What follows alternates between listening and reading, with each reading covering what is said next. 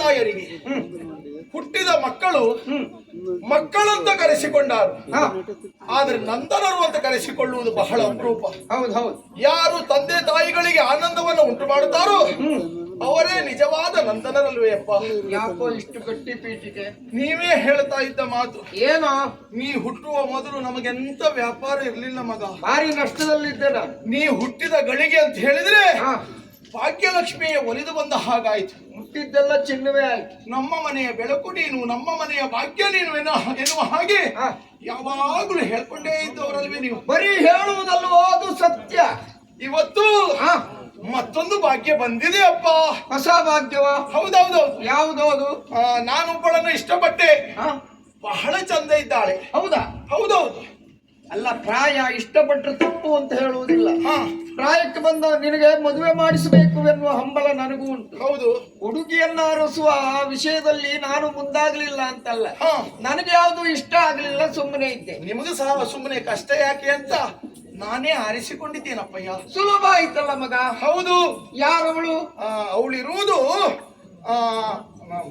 ಮಂಜು ಭಾಷಿಣಿಯ ಮನೆಯಲ್ಲಿ ಅಪ್ಪಯ್ಯ. ಅಂದ್ರೆ ವೇಶ್ಯ ಮನೆಯಲ್ಲಿ. ನೀನು ಪ್ರೀತಿಸಿದ್ದು ಅವಳು ಹಾಗಂತ ಅವಳು ವೇಶ್ಯ ಅಲ್ಲ, ಅವಳ ಮನೆಯಲ್ಲಿ ಆಶ್ರಯಕ್ಕಿದ್ದಾಳೆ. ಅವಳ ಹೆಸರು ಸೌದಾಮಿನಿ ಅಂತ. ನೋಡ್ಲಿಕ್ಕೆ ಚಂದ ಇದ್ದಾಳಪ್ಪಯ್ಯ. ಅವಳನ್ನ ಮದುವೆ ಆಗ್ತೇನಪ್ಪಯ್ಯ.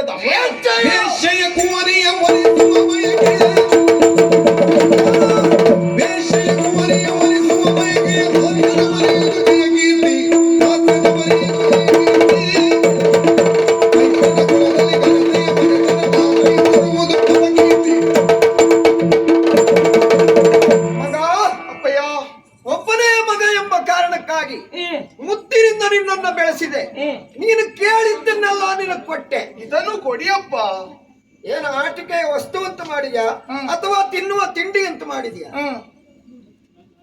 ಯಾವಾಗ್ಲೂ ಗಿಡ ಮರ ನೋಡಿ ಬಳ್ಳಿಯನ್ನ ನೋಡಬೇಕು. ಹೌದು. ಕುಲ ನೋಡಿ ಹೆಣ್ಣನ್ನ ಕೊಡಬೇಕು. ಒಳ್ಳೆ ಮನೆತನದ ಹುಡುಗಿ ನೀನು ಮದುವೆ ಆಗುವುದು ಮಾಡ್ತೇನೆ ಅಂತ ಹೇಳಿದ್ರೆ ಸಿಕ್ಕುವುದಿಲ್ಲ ಅಂತ ಮಾಡಿದ್ಯಾ? ಹುಡುಗಿ ಒಳ್ಳೆ ಅಪ್ಪ. ನಾನು ಒಂದು ಮಾತು ಹೇಳಿದ್ರೆ ಸಾಕು, ಮನೆಯ ಮುಂದೆ ಸಾಲು ನಿಂತಾರು ಅದು ಮತ್ತು ನೋಡುವ ಅಂತದ್ರಲ್ಲಿ ಅದು ಮತ್ತು ನೋಡಿದ್ರಾಯ್ತು. ಹೋಗಿ ಆ ವೇಶ್ಯೆಯ ಮನೆಯಲ್ಲಿರುವ ಹುಡುಗಿಯ ಮೇಲೆ ಕಣ್ಣು ಹಾಕಿದ್ಯಲ್ಲ ಅಪ್ಪಯ್ಯ. ಮನೆ ವೇಶ್ಯೆ ಅಂತಾದ್ರು ಹೆಣ್ಣು ವೇಶ್ಯೆ ಅಲ್ಲಪ್ಪಯ್ಯ. ಕೆಸರಿನಲ್ಲಿ ಉದಿಸಿದಂತಹ ಕಮಲ ಶಿವನ ಮುಡಿಯನ್ನು ಸೇರುವುದಿಲ್ವೇ ಹೇಳಿ ಅಪ್ಪಯ್ಯ? ಯಾಕೆ ಹೆಣ್ಣನ್ನ ತಾಸಾರ ಭಾವದಿಂದ ನಾವು ನೋಡಬೇಕು? ಹೆಣ್ಣಿಗೂ ಈ ಪ್ರಪಂಚದಲ್ಲಿ ಮಾನ್ಯತೆ ಇಲ್ಲವೇ, ಗೌರವ ಇಲ್ಲವೇ? ಅವಳ ಪರಿಸ್ಥಿತಿ, ಅವಳ ಪರಿಸರ ಎನ್ನುವುದು ಹಾಗೆ ಕಾಣಬಹುದು ನಮಗೆ ವೇಶ್ಯೆ ಎನ್ನುವ ಹಾಗೆ. ನಿಮಗಿದೆಲ್ಲ ನಾವು ಹೇಳಿ ಗೊತ್ತಾಗಬೇಕೆ? ಒಂದು ಕಾಲದಲ್ಲಿ ನೀವೇ ಹೇಳ್ತಾ ಇದ್ದಂತಹ ಮಾತುಗಳಲ್ವೇ ಇದು?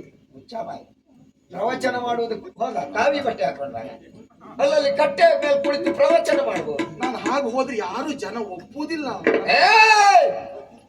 ನಿನಗಾಗಿ ಇಷ್ಟು ಕಷ್ಟಪಟ್ಟು ಸಂಪಾದಿಸಿ ಇಟ್ಟಿದ್ದೇನೆ. ಉಣ್ಣುವುದಕ್ಕಾಗ್ಲಿ ಉಡುವುದಕ್ಕಾಗ್ಲಿ ಖರ್ಚಿಗಾಗ್ಲಿ ಯಾವ ದಿವಸವೂ ನೀನು ಕಡಿಮೆ ಮಾಡಿದವ ಅಲ್ಲ. ಒಂದು ಹೊತ್ತು ನೀವು ಕಡಿಮೆ ಊಟ ಮಾಡಿ 2 ಹೊತ್ತು ನಾನು ಹೊಟ್ಟೆ ತುಂಬಿಸಿದವರು. ನಿನಗೆ ಸ್ಪಷ್ಟ ಒಂದು ಮಾತು ಹೇಳ್ತೇನೆ. ಏನಪ್ಪ? ಅಪ್ಪನ ಮಾತನ್ನ ಮೀರಿ ಆ ಹೆಣ್ಣೆ ನೀನು ಬೇಕು ಅಂತ ಹೇಳಿದ್ರೆ ನಾನು ದುಡಿದಿದ್ರಲ್ಲಿ ಒಂದು ಕಿಂಚಿತ್ತು ನಿನಗೆ ಸಿಗ್ಲಿಕ್ಕಿಲ್ಲ ಅಪ್ಪಯ್ಯ. ಬಗೆಯದೆಲ್ಲ ಕೇಳು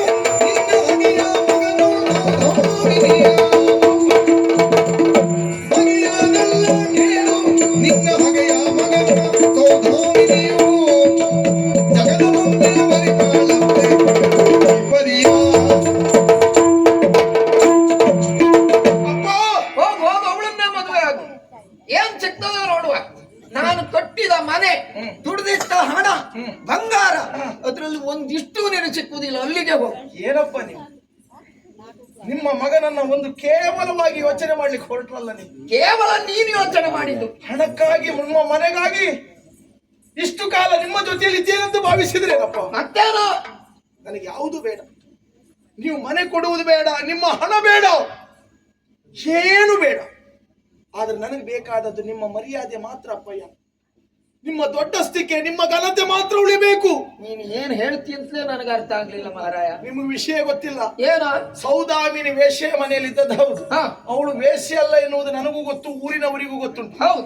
ನಾನಿಷ್ಟು ಅವಳನ್ನೇ ಮದುವೆ ಆಗ್ತೇನೆ ಅಂತ ಹಠ ಮಾಡ್ಲಿಕ್ಕೆ ಕಾರಣ ಏನು ಗೊತ್ತಾ? ಏನು ನಾನು ಅವಳನ್ನು ಮದುವೆ ಆಗದೆ ಇದ್ರೆ ನಿಮ್ಮ ಮರ್ಯಾದೆ ಹೋಗ್ತದೆ. ಎಂತ ಹೇಳ್ತೀಯ ನೀನು? ನಿಮ್ಮ ವಿರೋಧಿ ಇದ್ದಾನಲ್ಲ ವಿಷ್ಣು ಶರ್ಮಾ, ಹೌದು, ಅವನ ಮಗ ರವಿವರ್ಮ ಇಲ್ವಾ, ಹಾ, ಅವ ಒಂದು ಕಣ್ಣಿಟ್ಟಿದ್ದಾನೆ ಅವಳ ಮೇಲೆ. ಆ ಹುಡುಗಿ ಮೇಲೆ ಅವರವರೊಳಗೆ ಏನೆಲ್ಲ ನಡೀತಾ ಉಂಟಂತೆ. ಓಹೋ, ಪ್ರೀತಿ ಪ್ರೇಮ. ಹಾ, ನಾಳೆ ದಿವಸ ಮದುವೆ ಆದ್ರೆ ಅವ ಹಾ, ಮರ್ಯಾದೆ ಹೋಗುವುದು ಅವರದ್ದಲ್ಲ, ನಿಮ್ಮ ಮರ್ಯಾದೆ ಹೋಗ್ತದೆ. ಒಳ್ಳೆ ಹುಡುಗಿ ಯಾರದ್ದೋ ಮನೆ ಸೇರ್ತಾಳೆ ಅಷ್ಟೇ. ಅದಕ್ಕಾಗಿ ಈ ಪ್ರಯತ್ನವೋ?